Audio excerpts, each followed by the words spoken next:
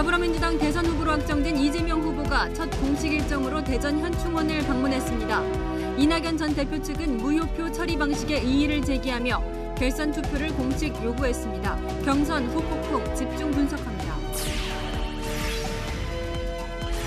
국민의힘이 경선 후보 4인 체제 이후 첫 합동 토론회를 광주에서 열었습니다. 토론회에 앞서 윤석열, 유승민, 원희룡 후보는 5.18 묘역을 참배했습니다. 화천대유 대주주 김만배 씨가 검찰에 출석했습니다. 천화동인 1호의 실소유주는 자신이라고 주장했고 이재명 지사의 재판 거래 의혹도 부인했습니다. 밤 늦게까지 마라톤 조사가 예상됩니다. 이벤트를 해준다며 여자친구를 유인해 살해하려 한 보험 설계사와 고교 동창들이 붙잡혔습니다. 여자친구의 사망보험금을 받아 외제차 할부금을 갚으려 했던 것으로 드러났습니다. 임성재와 고진영이 PGA와 LPGA 투어에서 나란히 우승을 차지했습니다. 한국 남녀 골퍼가 미국에서 같은 날 우승한 첫 쾌거입니다.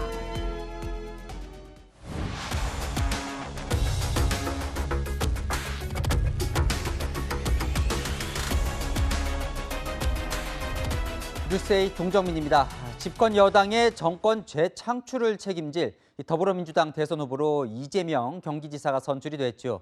하지만 이 경선 후유증에서 아직 벗어나지 못하고 있습니다. 2위를 기록한 이낙연 전 민주당 대표는 후보 선출 24시간이 지난 아직까지 이 승복이란 단어를 쓰지 않고 있습니다. 오히려 무효표를 다시 계산해야 한다는 이의 신청서를 제출했습니다. 이재명 후보의 실제 득표가 49.3%로 과반 이하라는 겁니다. 자, 후보는 뽑혔는데 내홍은 더 깊어져가는 이 폭풍 속으로 가는 민주당 상황 집중 준비했습니다. 먼저 물러서지 않는 이낙연 전 대표 측 움직임부터 김성규 기자가 전해드립니다. 더불어민주당 이낙연 전 대표가 민주당 대선 경선 결과에 승복하지 않고 있습니다. 결선 투표를 요구하는 이의 신청서를 당에 공식 접수한 겁니다. 지금이라도 이 상황을 바로 잡아서 결선 투표를 하게 해야 된다. 그래서 그 결선 투표가 이루어질 수 있도록 저희들이 모든 노력을 다할 겁니다. 이 제기 자체를 당 지도부는 적극적으로 수용하기 바란다. 그래서 결선 투표를 있게 해야 된다. 그것이 진정한 원팀으로 가는 길이다. 당 지도부가 정세균, 김두관 후보의 표 처리에 있어 당원 당규를 잘못 해석해 이재명 후보의 득표율이 과반을 넘게 됐다는 주장입니다. 민주당 특별당규에 있는 경선 과정에서 후보자가 사퇴하는 때에는 해당 후보자에 대한 투표는 무효로 처리한다는 조항 때문입니다. 당 지도부는 정세균, 김두관 후보의 득표를 모두 무효표로 처리했습니다. 하지만 이낙연 전 대표 측은 무효표가 되는 시점은 후보가 사퇴한 이후 얻은 표로 사퇴 이전에 얻은 다른 후보 득표수는 유효 투표가 된다는 겁니다. 이럴 경우 이 후보의 득표율은 50.29%가 아니라 49.32%로 과반이 안 됩니다. 이낙연 캠프에서는 당 지도부를 향해 이런 결과를 의도했다면 부정선거다. 당원 당규를 오독하면 정통성이 흔들릴 수 있다 등 격앙된 반응이 쏟아졌습니다. 이낙연 캠프는 경선 불복은 아니라는 입장입니다. 축구 경기나 야구 경기에서 심판 판정이 있을 수 있습니다. 영상 판독 장치로 다시 판독을 합니다. 이의 신청을 해요. 그때 어느 팀에서 이의 신청했다고 경기 불복이라고 얘기합니까? 이낙연 전 대표는 외부 일정 없이 대응 방안을 놓고 고심에 들어갔습니다. 채널A 뉴스 김성규입니다. 민주당 선관위는 일단 이낙연 전 대표 측의 이의 제기를 받아들이기론 했지만 송영길 대표는 단호합니다. 민주당 후보는 이재명이라며 사실상 번복의 여지가 없다는 뜻을 밝혔는데요. 이 전 대표 측 지지자들의 반발도 거세 당분간은 시끌시끌할 걸로 보입니다. 최수영 기자입니다. 더불어민주당은 무효표 처리 방식에 대한 공식 이의 신청이 접수된 만큼 절차에 따라 곧바로 검토에 착수하기로 했습니다. 이상민 당 선거관리위원장은 이 문제는 선관위 권한사항이라며 내용을 살펴보겠다고 말했습니다. 하지만 송영길 민주당 대표는 첫 일정인 대전 현충원 참배에 동행하며 이재명 후보에게 힘을 실어줬습니다. 이제부터는 이재명 후보님은 단순한 경기도지사가 아니라 저희 자랑스러운 대한민국 집권 여당 민주당의 대통령 후보가 되신 것입니다. 원팀 정신을 강조하며 대장동 특혜 의혹에 대한 당 차원의 지원 사격도 약속했습니다. 당내 경선이 되다 보니까 제대로 대응하기가 좀 부족했습니다만 당내에 바로 대장동에 관련된 이 국민의힘의 토건 세력의 이 비리에 대한 대책위원회를 구성해서 전당적으로 대선 경선에서 중도 사퇴한 정세균 전 총리와 김두관 민주당 의원 역시 원칙을 지켜야 한다며 이재명 후보 지지에 나섰습니다. 하지만 이낙연 전 대표 측 지지자들은 경선 결과에 항의하며 거세게 반발했습니다. 어젯밤 일부 지지자들은 여의도 민주당사 앞으로 집결해 결선 투표를 주장하며 항의했습니다. 지켜주자! 인정이다! 지켜낸다! 인정이다! 민주당 지도부에 대한 규탄 기자회견도 열었습니다. 결선 투표를 즉각 실시하라! 실시하라! 실시하라! 실시하라! 민주당 권리당원 게시판에는 이 후보 지지자와 이 전 대표 지지자들이 갈등을 빚었습니다. 채널A 뉴스 최순입니다. 이재명 대선 후보의 선출 첫날 모습도 살펴보겠습니다. 대전 현충원을 찾은 뒤에 코로나 방역 상황을 챙겼는데요. 예상 밖의 큰 패배를 당한 3차 선거인단 표심을 분석하며 전략 수정도 검토 중입니다. 구체적인 내용은 최선 기자가 보도합니다.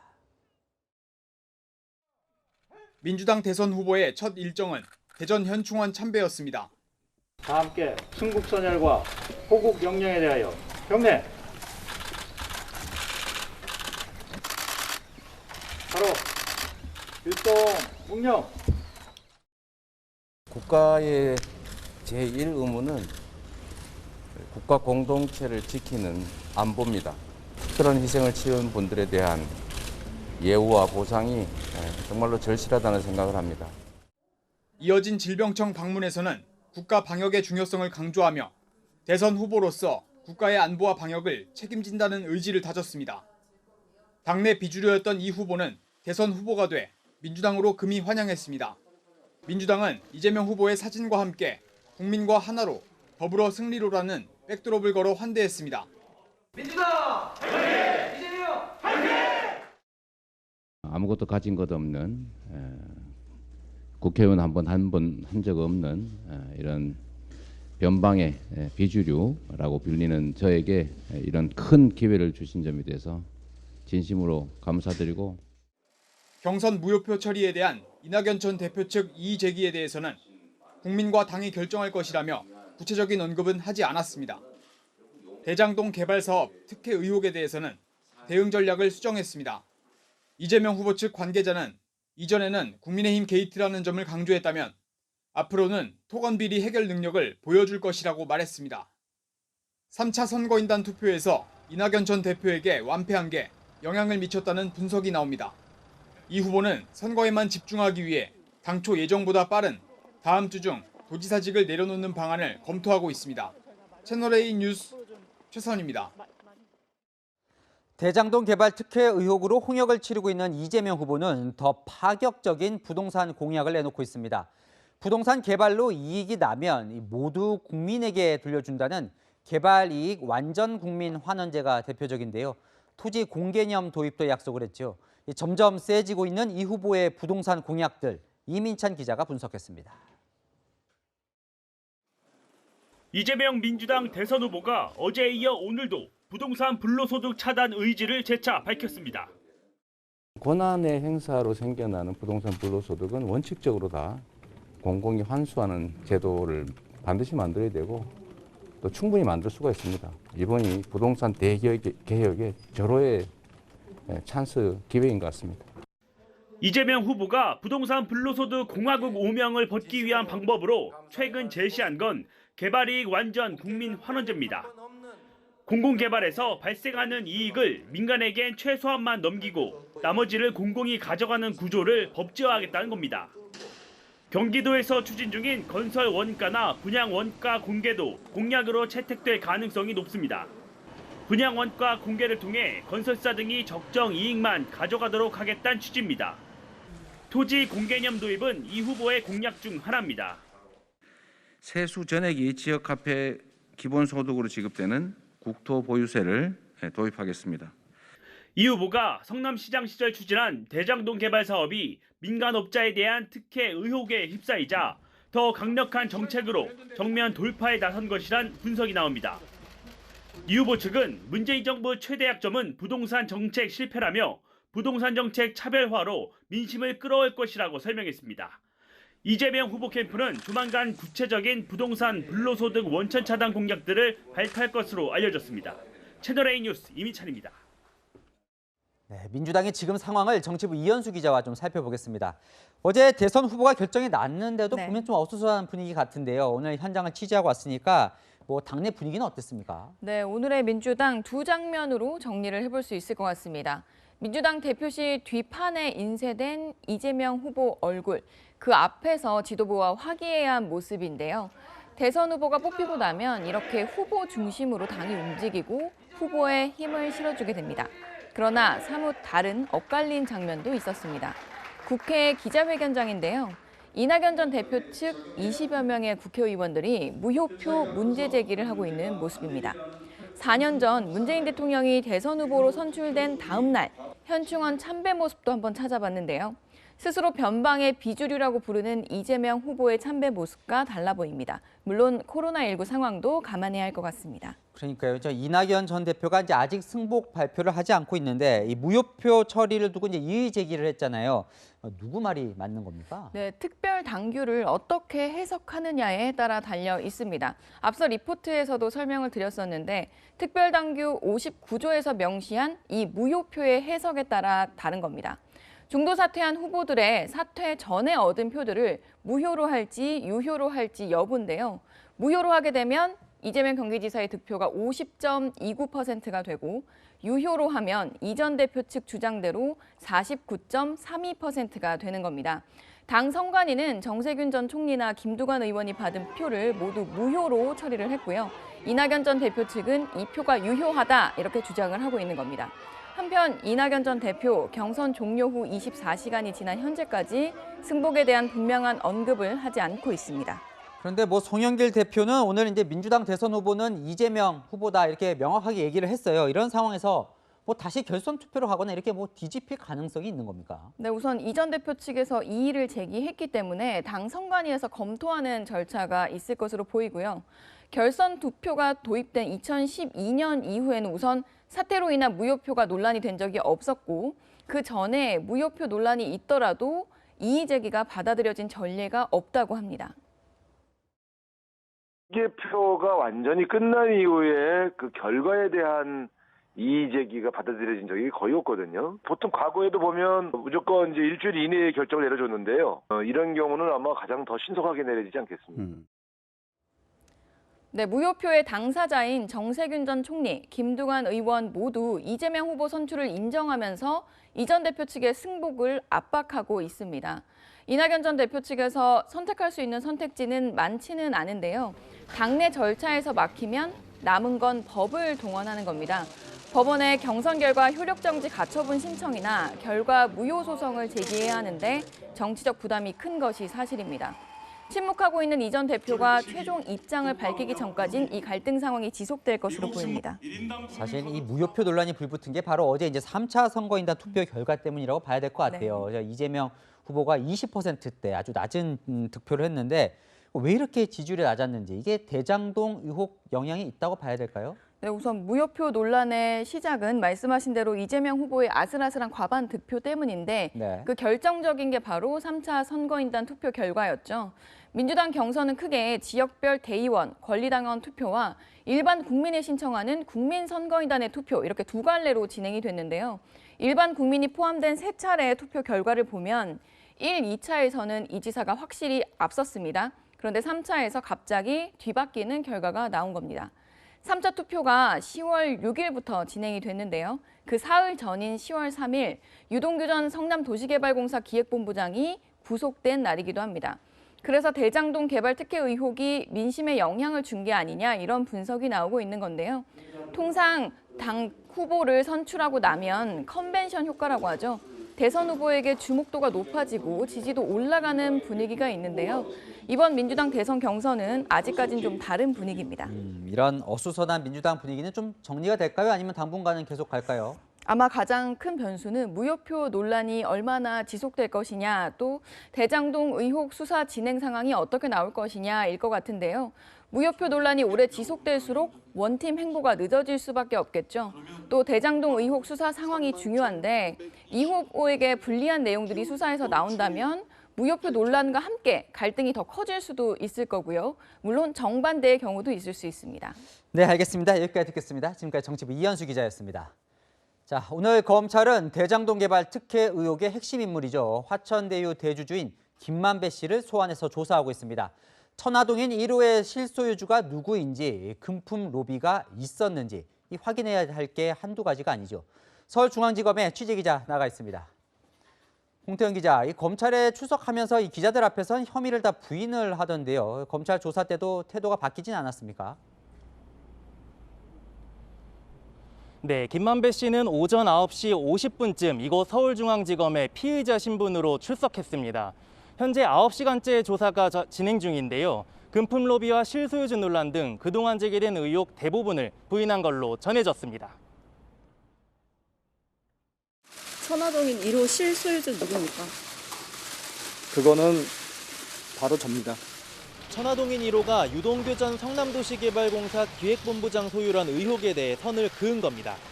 평소 친분이 있던 권순일 전 대법관을 통해 이재명 민주당 후보의 선거법 위반 재판에 영향을 미치려 했다는 의혹에 대해서도 오해란 입장입니다.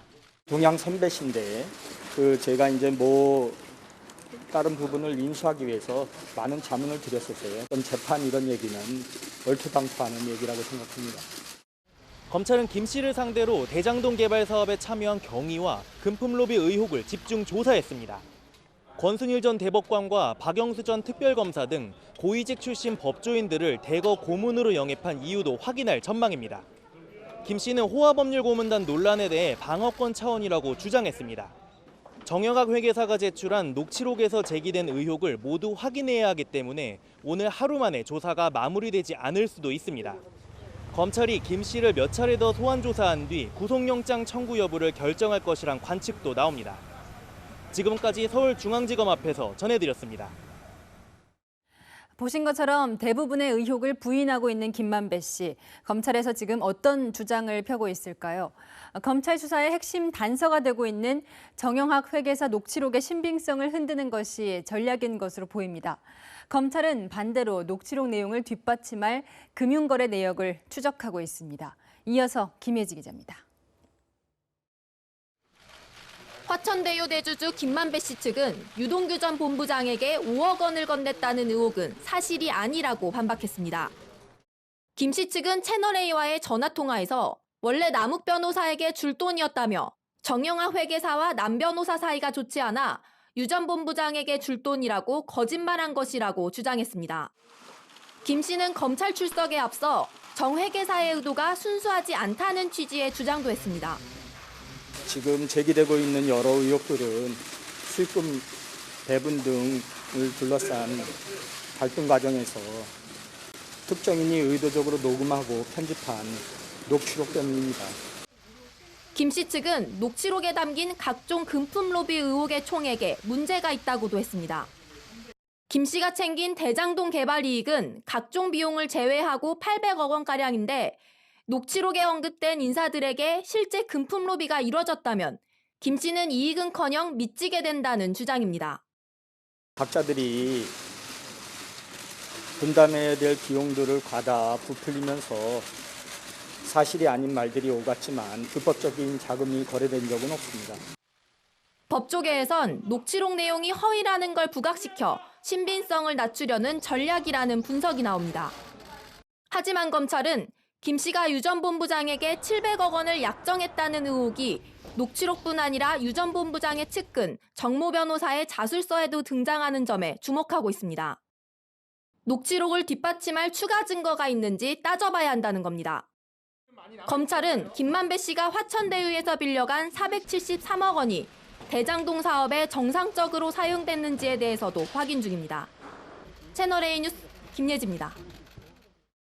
경찰도 화천대유를 둘러싼 수상한 자금 흐름을 추적하고 있죠. 오늘은 대장동 개발 사업의 토목 공사를 수주하려 했던 업체 대표를 조사했습니다.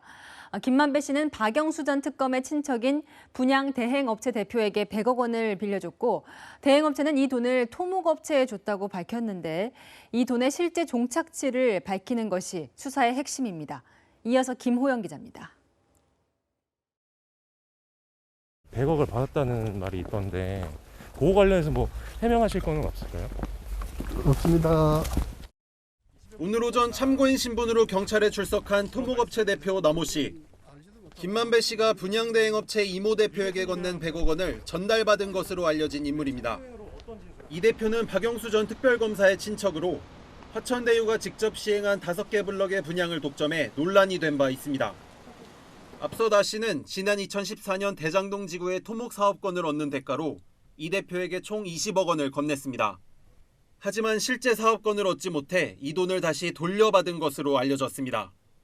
문제는 나 씨가 이 대표에게 줬다가 돌려받은 돈의 액수와 이 대표가 나 씨에게 전달했다는 자금 사이에 80억 원의 차이가 있다는 겁니다. 나 씨는 화천대유나 김만배 씨와는 모르는 사이라고 선을 그었습니다. 이 대표님이랑 그리고 그 김만배 씨랑은 어떤 이신지 모르는 사이니까. 아예 전혀 다 모르는 사이. 전혀 모르겠죠. 경찰은 나 씨가 실제로 받은 액수와 사용처, 화천대유와의 관계를 집중 조사한 것으로 알려졌습니다. 채널A 뉴스 김호영입니다. 지금은 화천대유의 부회장 직함을 갖고 있는 성남시의회 최윤길 전 의장도 로비 의혹이 나와 논란이 되고 있습니다. 그런데 이 인물이 이미 11년 전부터 대장동 개발 사업의 로비 과정에서 중간다리 역할을 해온 정황이 드러났습니다. 전민영 기자가 보도합니다.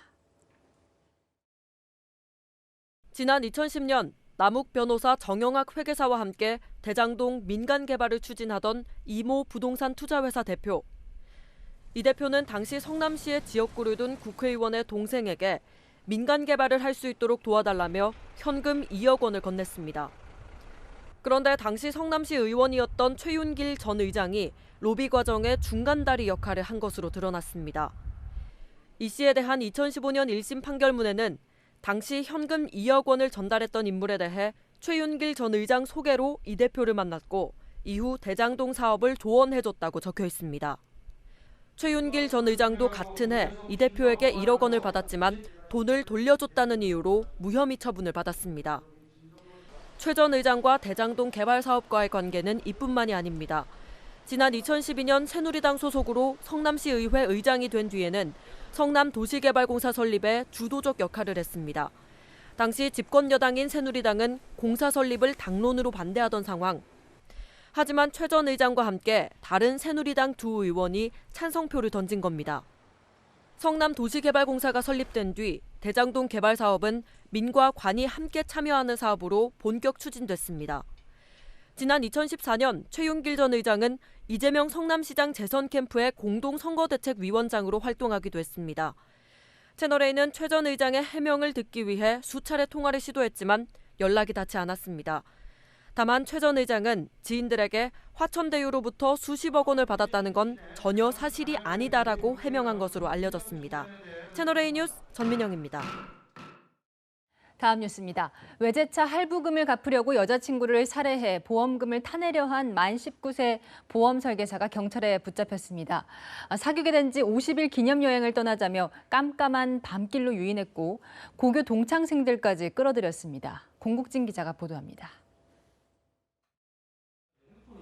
슬리퍼를 신은 여성이 홀로 밤길을 걷고 있습니다. 얼마 뒤 다시 모습을 드러낸 여성.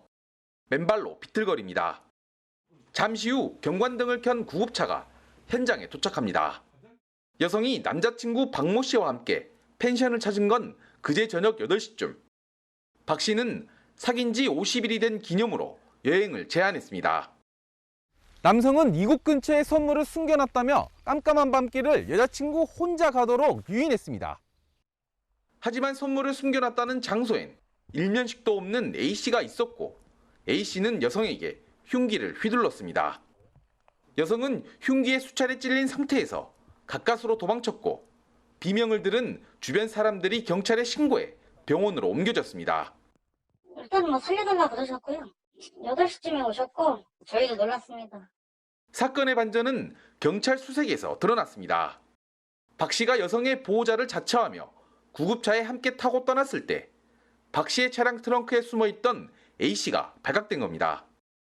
이들은 고교 동창 사이로 여성의 사망보험금을 노리고 범행을 저지른 것으로 드러났습니다. 보험 설계사인 박 씨는 지난 5월 온라인 채팅으로 여성에게 접근한 뒤 석 달 뒤 여성이 숨지면 박 씨가 5억 원을 받을 수 있는 보험에 가입했습니다. 박 씨가 이벤트라고 속여 인적이 없는 곳으로 유인하면 A 씨가 살해하고 또 다른 동창 B 씨가 도주를 돕는다는 계획도 세웠습니다.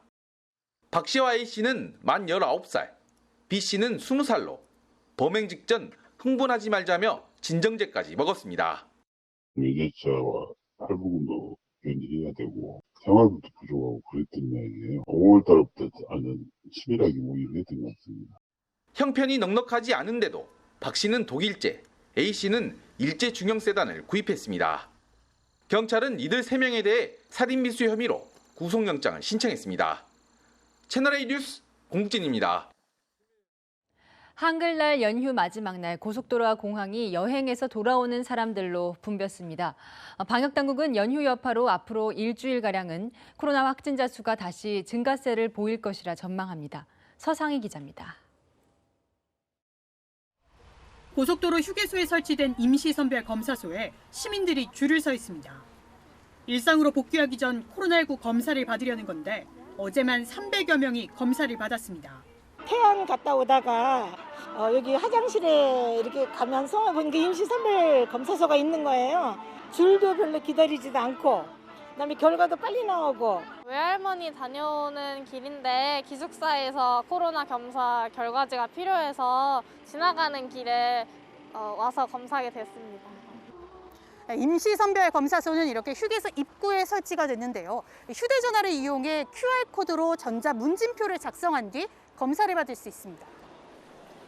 제주공항은 휴가를 마친 관광객들로 발디딜 틈이 없습니다. 지난 8일부터 10일까지 사흘간 제주를 찾은 사람은 하루 평균 42,600여 명으로 개천절 연휴 때보다 2,000여 명 늘었습니다.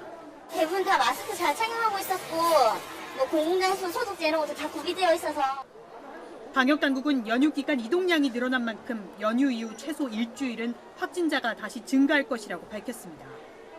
또 이제 연휴 이후에는 검사량이 증가하고 이동량도 증가하면서 이로 인한 효과로 인해서 일정 부분 다시 그 증가를 할 것으로 예상을 하고 있고.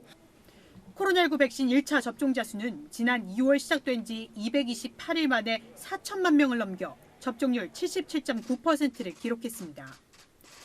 또 국민 10명 중 6명은 2차 접종까지 마쳤습니다. 채널A 뉴스 서상입니다. 위드 코로나 임박이 해외여행 수요로 느껴지고 있습니다. 올해 연말까지 예약 가능한 사이판 여행 상품이 모두 매진됐는데요. 이 외에도 어떤 여행지를 자유롭게 갈 수 있을지 김단비 기자가 설명해드립니다. 한 여행사가 판매 중인 사이판 여행 상품입니다. 12월 출발하는 일정까지 모두 살펴봤지만 예약 가능한 자리는 한 자리도 남지 않았습니다. 12월 말까지 허락된 좌석이 4,000석이거든요. 근데 그게 전체 매진됐어요. 사이판에는 지금 못 가요. 12월 말까지 다 마감돼가지고 대기자도 되게 많고. 이 여행사는 지난달 초 자사 고객에게 사이판 여행 상품을 알렸는데 그 주에만 예약자가 1,500명가량 몰렸습니다. 마리아나 관광청에 따르면 올해 연말까지 떠날 수 있는 사이판 여행을 예약한 우리나라 국민은 4,000명에 달합니다. 사이판과는 백신을 맞은 사람에게 격리를 면제해주는 트래블 버블 협약을 지난 6월 말 체결했습니다. 체결 초기만 해도 조심스러워하는 분위기였지만 코로나 백신 접종 완료율이 높아지면서 상황이 바뀌었습니다. 완료되는 시점이 11월 중순 이후거든요. 맞은 다음에 14일 지나야 되는 거니까 그때 수요가 많아요. 11월 말 정도 지금 많이 예약이 되어 있고 괌 사이판, 유럽 이런 데고요. 최근 트래블버블 협정을 추가로 맺은 싱가포르도 다음 달 중순부터 현지 여행이 가능합니다. 다음 달부터는 아스트라제네카 등 세계 보건기구가 승인한 백신을 맞은 외국인도 미국에 입국할 수 있게 될 전망이어서 여행업계의 기대는 더 커지고 있습니다. 채널A 뉴스 김단비입니다. 이재명 경기지사가 민주당 대선 후보로 결정되면서 대장동 의혹을 향한 국민의힘의 공세는 더욱 거세졌습니다. 오늘부터 본격적인 본경선 일정을 시작한 국민의힘 대선 후보들도 다 함께 광주로 내려가서 이재명 후보를 비판했는데요. 비판 포인트는 조금씩 달랐습니다. 안보겸 기자가 취재했습니다. 국민의힘 대선 주자들이 첫 4강 TV 토론이 열리는 광주를 찾았습니다. 5.18 민주묘역 참배에 이어 김대중 컨벤션 센터에서 열린 최고위원 회의에서는 원팀을 강조했습니다. 정권 교체! 우리는 원팀! 그러면서 일제히 대장동 게이트는 이재명 게이트라며 이재명 민주당 후보를 공격했지만 비판 포인트는 후보마다 조금씩 달랐습니다.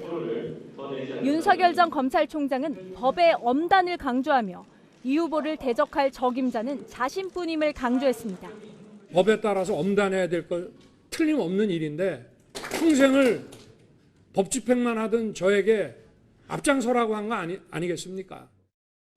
다른 주자들은 민주당 3차 선거인단 투표에서 이 후보가 이낙연 전 대표에게 완패한 걸 언급하며 비리 후보 불가론을 띄웠습니다. 고발 사주와 처과 관련 의혹을 받는 윤 전 총장을 견제한 겁니다. 대통령 선거가 무슨 범죄자 대선이 되어서 되겠습니까? 지금쯤이면 구속되어서 수사를 받아야 할 범죄인이 집권 여당의 후보가 될 수 있느냐, 이건 정말 충격적인 사건이라고 생각합니다. 대장동 비리의 몸통이자 수괴인 이재명 후보, 광주 호남 여러분, 여러분들이 지지할 후보로서 부끄럽지 않으십니까? 미묘한 신경전은 경선 기간 내내 이어질 걸로 보입니다. 채널A 뉴스 안보겸입니다. 국민의힘 본경선 첫 번째 TV 토론회가 방금 전 끝이 났습니다. 경선 후보 8명에서 4명으로 줄어들면서 토론회에서 후보 간 공방은 더욱 치열해졌습니다. 송찬욱 기자와 함께 보시죠.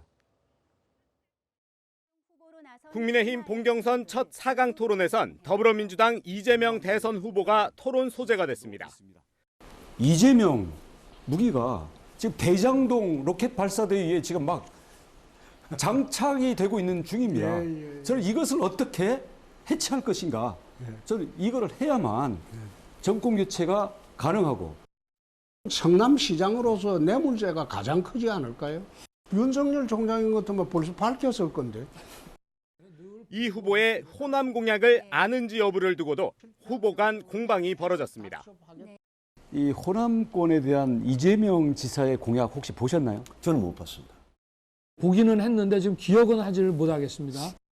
전부 다 이재명을 압도할 후보들이라 그러면서 그리고 호남에 오면서 이재명 공약도 안 읽고 오십니까? 이재명 후보는 워낙 황당하고 거짓말을 잘하기 때문에 본선에 가서 보면 됩니다. 유승민 전 의원은 지난 토론에 이어 또 윤 전 총장이 미신을 믿는지 따져 물었습니다.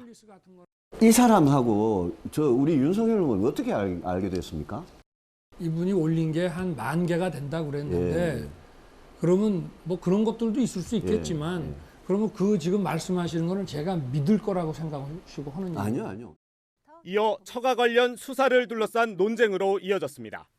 이재명, 윤석열 의혹, 지금 수사에서 진실을 밝히지 않으면 이명박, MB 5골 난다, 이런 칼럼이 났는데 제가 쓴 게 아니고 제가 다른 분한테 돈을 피해 다닌 사람인데 앞선 토론에서 저질 정치라며 날을 세웠던 윤석열 전 검찰총장과 홍준표 의원은 신경전을 벌였습니다. 우리 홍준표 후보님께 긴장이 되네. 아니 아주 굉장히 그 평이한 공격성이 아니고 네. 경선 후보들은 모레 제주에서 두 번째 토론을 합니다. 채널A 뉴스 송찬욱입니다.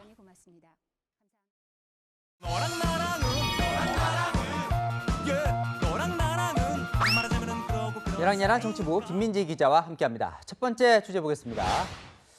이재명 후보 서울 말고 어딜 갔습니까? 대전입니다. 그러게요. 자, 저도 궁금을 했는데 이제 보통 대선 후보가 되면 이제 첫 일정으로 서울에 있는 이 국립현충원을 가는데요. 이재명 후보는 대전을 갔어요. 네, 이 후보는 서울 현충원 대신 대전 현충원을 찾은 이유를 이렇게 밝혔습니다. 이곳은 대한민국의 정말 중요한 과제라고 할 수 있는 형평성과 공정성 측면에서 충청 지역에 또 위치하고 있기 때문에 서울 현충원도 중요한데 대전 현충원으로 일부러 좀 선택한 면이 있다는 거.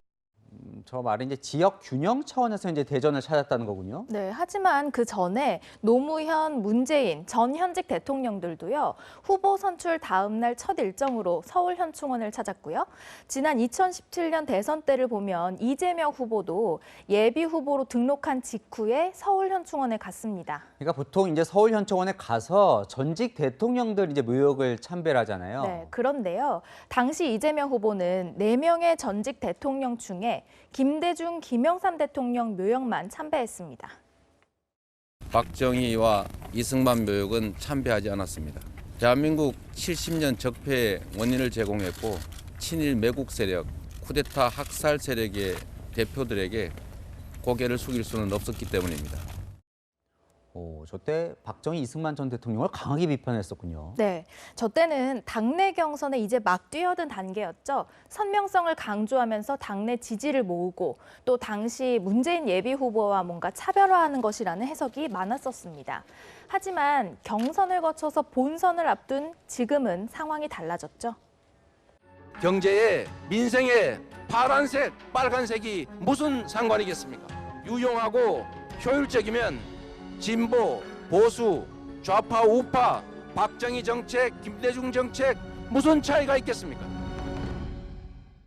4년 전처럼 선택적 참배를 하자니 중도층 확장이 우려되고 또 4명 모두에게 참배하자니 자신의 발언을 뒤집는 셈이 되는 이 후보가 고심 끝에 대전 현충원을 선택한 것이란 해석이 나옵니다. 네, 다음 주제 보겠습니다.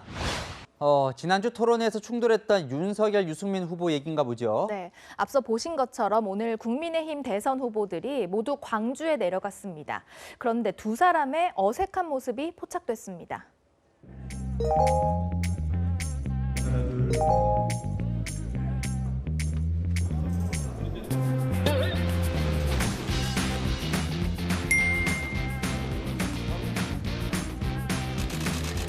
우리는 한번 원팀 합시다. 우리는 원팀! 우리는 원팀! 4강에 든 원희룡 후보 표정이 밝군요. 네, 오늘 현장에서 분위기 메이커를 꼽으라면 단연 원희룡 후보가 아니었나 싶습니다. 윤석열, 유승민 후보는 좀 아직도 앙금이 남아있는 것 같기도 하고요. 네, 공약 표절 그리고 미신 유튜버 공방에 토론회 이후에 물리적 충돌이 있었느냐 논란까지 윤석열, 유승민 후보 갈등이 이어졌죠. 누가 봐도 서로 불편해하는 것처럼 보이자 당 지도부도 신경이 좀 쓰였나 봅니다. 일을 하러 내려오셨나 봐요. 그런데 시위 현장에서 이상을 보시고 저승자병원에 입원을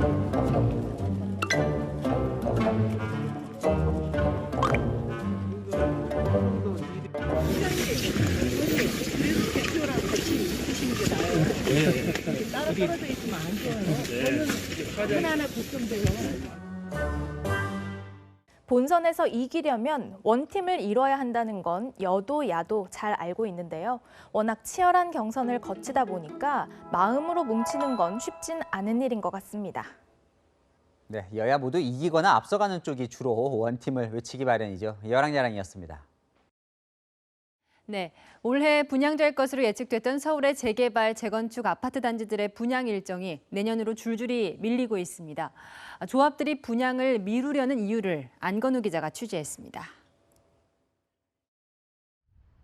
단군 이래 최대 규모 재건축으로 불리는 서울 둔촌 주공 아파트 공사 현장입니다. 일반 분양 4,700가구를 포함해 총 12,000가구가 들어서는 만큼 실수요자의 관심이 높지만 분양가 상한제에 대한 불만으로 분양은 1년 넘게 미뤄져 왔습니다. 정부가 이달 안에 분상제 개선안을 발표하기로 예정돼 있어 조합은 분양을 서두르지 않겠다는 분위기입니다. 당초에 했었던 것보다 조합원들은 업그레이드를 다 원하거든요. 협의해서 결론이 있고 이래야 될 거가 상당히 많습니다. 연말 안에는 쉽지 않아요.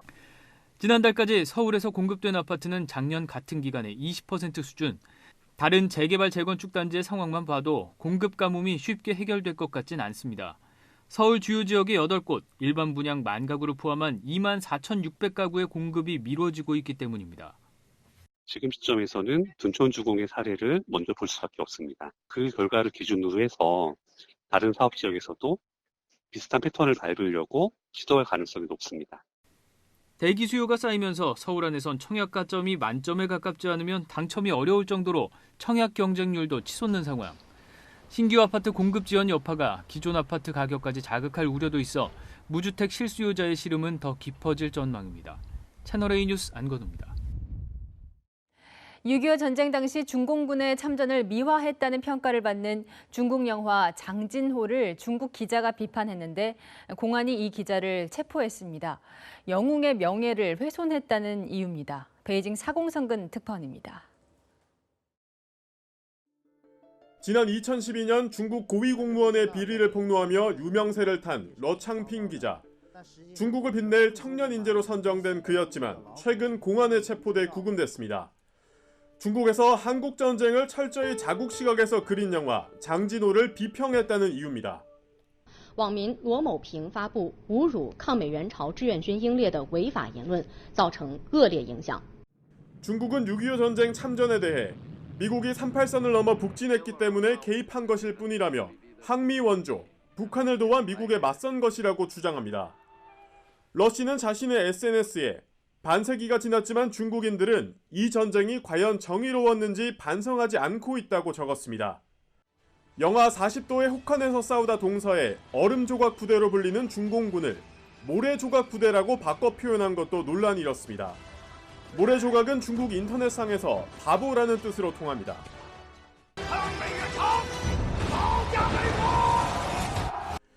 중국은 2018년부터 영웅과 열사의 명예를 훼손하는 것을 금지하는 영웅열사 보호법을 시행하고 있습니다. 중국 중앙기율검사위원회는 이 법을 위반한 자에게 3년 이하의 실형을 구형할 수 있습니다. 영화 장진호는 개봉 2주 만에 7,500억 원이 넘는 수익을 거뒀습니다. 일부 중국인들은 애국심을 앞세워 주연 배우들의 개런티를 국가에 환원해야 한다는 주장까지 하고 있습니다. 베이징에서 채널A 뉴스 사공성근입니다. 수천 년 전 고대 이집트의 상형 문자를 후세에 전달한 파피루스. 5천 년이나 이어져 온 신비한 인류 유산이지만 코로나 때문에 이집트의 관광객이 끊기며 사라질 위기입니다. 카이로 황성호 특파원이 파피루스 생산지에 가봤습니다. 예수의 후예를 찾는 미스테리 영화에 등장하는 파피루스. 1000년 넘게 이어진 비밀이 적힌 파피루스 종이를 둘러싸고 숨막히는 추격전이 펼쳐집니다. Protect a secret so powerful that if revealed, it would devastate the very foundations of mankind. 기원전 3000년 무렵부터 사용돼 종이를 뜻하는 영어 단어 페이퍼의 어원으로 알려진 파피루스. 이집트 최대 산지를 찾았습니다. 마을 외곽 농장의 갈대과 식물인 파피루스들이 무성하게 자랐습니다.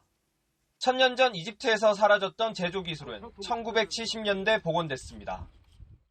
심은 지 3개월이 된 이 파피루스는 3년 뒤면 제 키보다 큰 이 파피루스가 됩니다. 수확할 시기가 된 겁니다. 말이 끄는 수레에 실린 파피루스는 공장으로 옮겨집니다. 껍질을 벗겨내고 가지런히 잘라 일주일 물에 불린 파피루스 조각을 직물로 짜면 종이가 됩니다. 2년 전만 해도 공장 100개가 쉴 새 없이 돌아갔던 마을에는 이젠 30개 정도만 남았습니다. أنا كان عندنا قبل فترة الكورونا في الورشة أكثر من 100 شخص وبعد الكورونا وصل العدد ل7 أشخاص فتأثرنا كتير. 코로나19 사태 이전 1,300만 명에 달했던 이집트 관광객은 지난 5월 200만 명으로 급감했습니다. 관광지에서 파피루스 그림을 판매하는 전통시장도 관광객들의 발길이 뚝 끊겼습니다. قبل ظهور كورونا كان الشغل كان كويس وكان في سياحة كان في حاجات كويسه ما تنساش احنا كنا طالعين من ثوره بعد الثوره طبعا الدنيا اتظبطت وابتدت الدنيا بقت تفتح. 길어지는 대유행 속에 고대 이집트 상형 문자를 탄생시킨 5,000년 인류 유산도 위기를 피하지 못하고 있습니다. 카이로에서 채널A 뉴스 황성호입니다.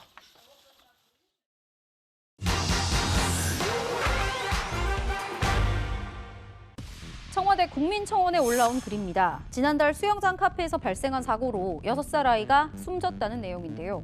구조요원이 없어서 적절한 도움을 받지 못했다는 주장인데 이런 수영장 카페에도 안전요원 배치해야 하는지 따져봅니다. 사건이 발생한 카페입니다. 성인 하반신 깊이에 풀장 2개가 설치돼 있고 식음료를 먹고 마실 수 있게 돼 있습니다. 카페 관계자는 인터넷 해명글에서 법적으로 안전요원 배치 의무가 없다고 밝혔는데 사실일까요? 체육시설법에 따르면 실외 수영장엔 간호사, 간호조무사 또는 응급구조사를 1명 이상 배치해야 합니다. 이걸 어기면 1년 이하 징역 또는 1,000만 원 이하 벌금이 부과되는데요. 문제는 해당 수영장 카페가 체육시설이 아니라는 점입니다. 이 업체는 일반 음식점으로 인허가를 받았고 경기도 내 체육시설 목록에선 찾아볼 수 없습니다. 팩트맨 취재 결과 경기도 내 다른 수영장 카페도 체육시설이나 실외 수영장으로 등록된 곳은 없었습니다. 하지만 입장 요금을 받는 등 영리 목적으로 시설을 운영했다면 얘기가 달라집니다.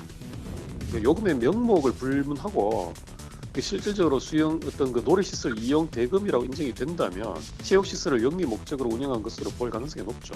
대부분 수영장 카페는 여름철에만 운영하는 바닥 면적 300제곱미터 이하 소규모 실외 수영장으로 분류할 수 있는데요. 관건은 수영장을 영리 목적으로 운영했는지 여부입니다.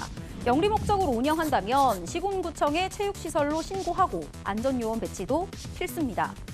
코로나19 장기화로 더 인기를 끌고 있는 수영장 카페. 안전 사각지대로 남지 않도록 섬세한 조치가 필요해 보입니다. 지금까지 팩트맨이었습니다. 눈부신 황금들녘에서는 요즘 추수가 한창인데요. 풍요롭게 보이는 사진 속 모습과는 달리 이 긴 가을 장마 탓에 병충해가 크게 번져서 농가의 수심이 깊어지고 있습니다. 내일도 충청 이남 지역에서는 가을비 소식이 들어있는데요. 내일까지 강원 영동 남부와 영남, 제주 지역에는 20에서 70mm의 가을비가 예상되고요.